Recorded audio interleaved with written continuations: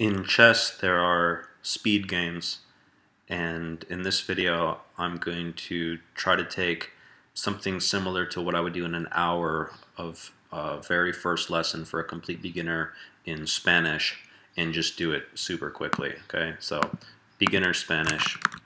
Hola is hello, that's one building block. Me llamo means my name is, and then you fill in the blank. So how would you say, hi, my name is Tony, or hi, my name is whatever your name is? Hola, me llamo Tony. Soy means I am, de means from. Tell me where you're from. I'm from California, would be soy de California. I'm from Chicago, soy de Chicago. Soy is first person, I am. Eres asks, are you? So, are you from such and such? That's a yes or no question. Are you from such and such? You just say eres de. So, how would you ask me, Tony, are you from Chicago? Eres de Chicago. And I would say sí, which means yes. You might say sí, or you might say no. And if you are not from such and such place, then you say no soy de Chicago. So, how would you say I am not from, no soy de, okay, no soy de. How would you say I'm not from Chicago? I'm from California. So a two-part sentence. I'm not from Chicago. I'm from California. No soy de Chicago. Soy de California. Okay. Vivo is your next verb, and verbs are seeds. So verbs are the nucleus of the conversation. The conversation revolves around a verb. Vivo means I live, en means in, and then you tell me where you live. Okay? Vivo in the second person form of a question, because that's the most efficient pattern. Let's take the first person, then the second person. Do you live in such and such place? No? So ask me, do you live in Chicago? Vives en Chicago? And I would say sí, vivo en Chicago. What about you? Vives en Chicago? And if no, then you could say no. No vivo en Chicago, vivo en Ireland or something, wherever it is. Okay? Here's the thing. If you put donde in front of vives, it means where do you live? And the ending of the verb vives is still there. That's the important part, right? Vive o with an o, vive es. Donde vives? Where do you live? Okay, so starting from the beginning, say, hola, me llamo Tony, soy de Chicago. ¿Eres de Chicago? Sí, soy de Chicago. Or no, no soy de Chicago. Vivo en Chicago. ¿Vives en Chicago? Sí, vivo en Chicago. Or no, no vivo en Chicago. ¿Dónde vives? Right?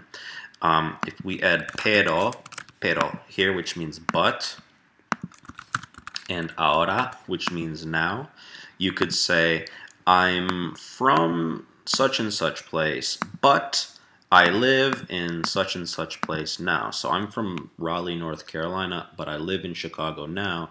So I could say, soy de Raleigh, North Carolina, pero vivo en Chicago ahora. And you can fill in the template according to your information. Okay. At this point, you can keep watching, or you could push pause and practice writing this from memory. If you're really committed to committing this to memory, then you could take out a blank notebook and practice writing, because your notebook allows you to be your own practice partner. In any case, you need a practice partner because you need some resistance. You need something. You need it's like a tennis game. You need someone there, but if there's no one there, you can always hit the ball against the wall and be your own partner. So you could grab a blank notebook and quiz yourself to see if you could introduce yourself using the words and phrases on this page from memory. Okay. Otherwise, we can keep moving on through different topics and different verbs. The verb will be the center point of the topic. Hablo means I speak.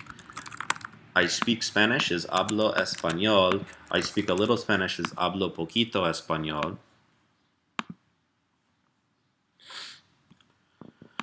If you speak English, you could say hablo inglés. If you speak French, you could say hablo francés. And then hablo in the second person form of a question is hablas, no? So to ask a question, you could say hablas en español, hablas inglés, and so on and so forth. And sometimes I like to, what is that?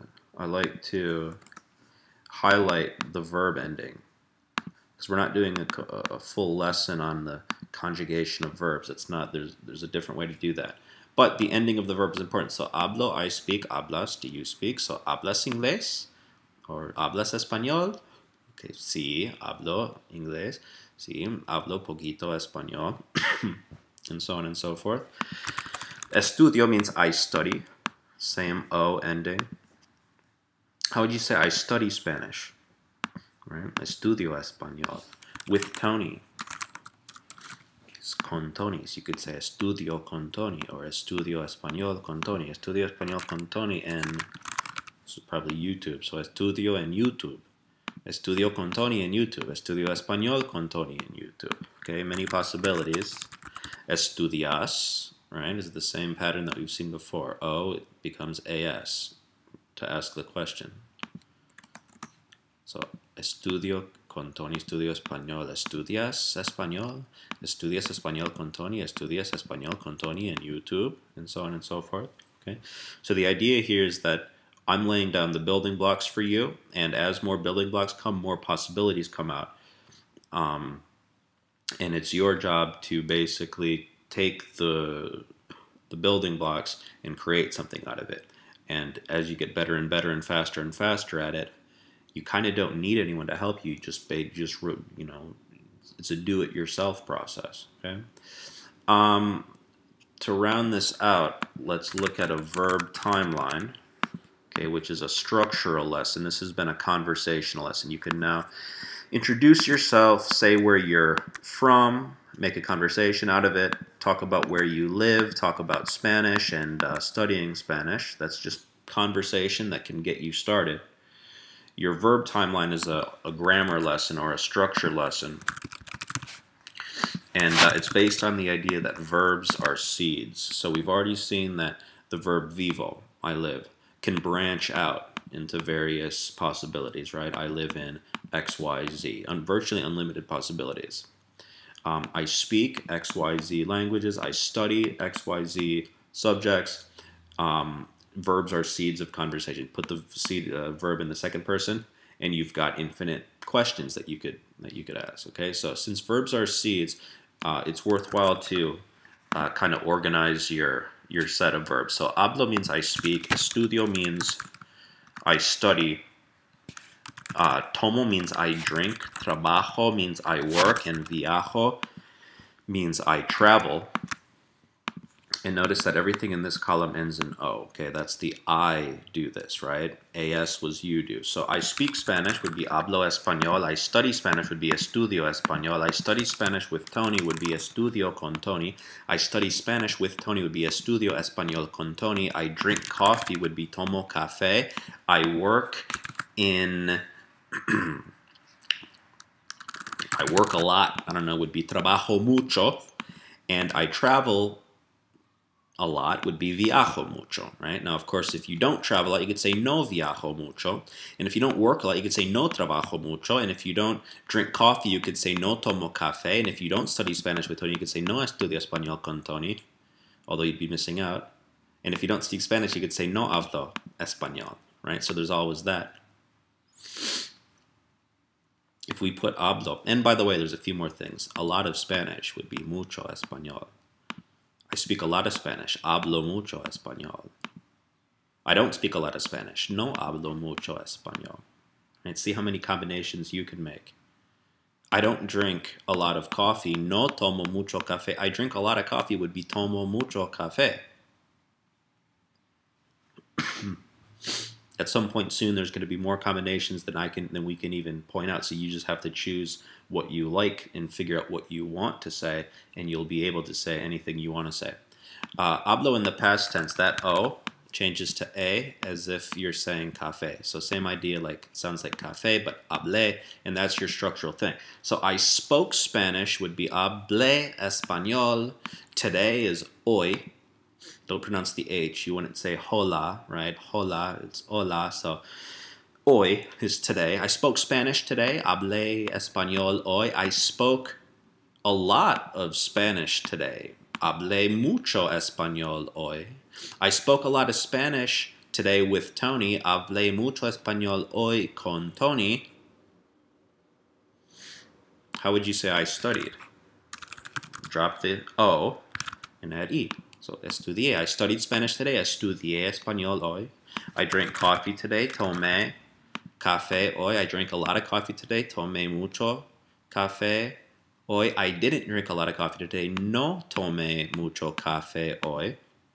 I worked today. Trabajé hoy. I traveled somewhere recently. Viajé to Mexico would be viajé a México. Viajé a México. I didn't travel to Mexico. No viajé a México. You know? And finally, to lay down the complete sort of circle, the complete draw sort of surrounding the grammar. Voy a hablar is I'm going to speak.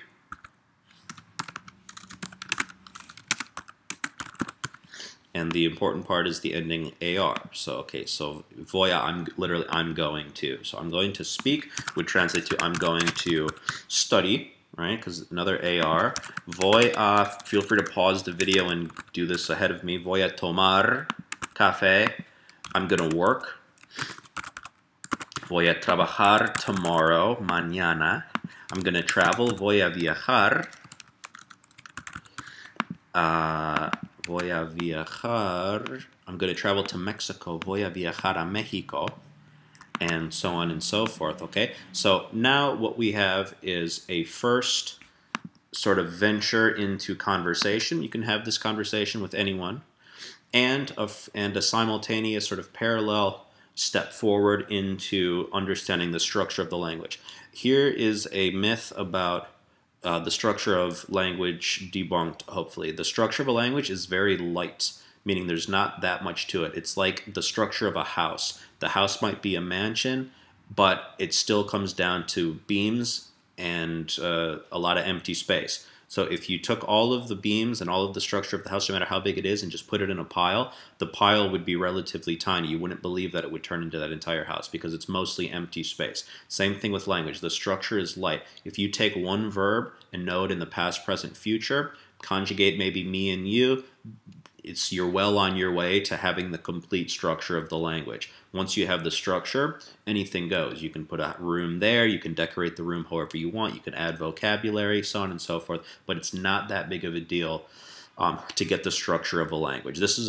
a considerable percentage of it, believe it or not. Not a majority perhaps, but I mean first person, I, past tense, present tense, future, and so on and so forth. So this is a short lesson, conversation lesson, and structure lesson. And this is more or less an abbreviation, a quick version of what I would do in the first, say, half hour, 45 minutes, maybe even up to a full hour with an actual complete beginner. If you like this, feel free to comment. And I can do more videos that follow up. I'm kind of giving away the secrets here, at least the very beginning of things, just a little hint of things. But this is exactly what to do. So I would have this conversation, practice writing, and see how many combinations of things you can say. See how much you can do, express yourself. Get good at doing this, because when the next lesson happens, if you take the next lesson, you'll need to rely on the same skills that we've done here, which is mixing and matching building blocks, and actually going out and having a conversation and expressing yourself in a conversation. Because at the end of the day, you learn the language by conversing in the language. So comment if you want to see more. If you have questions, leave a comment about the questions. If you want to see a specific type of lesson, feel free to do that too. And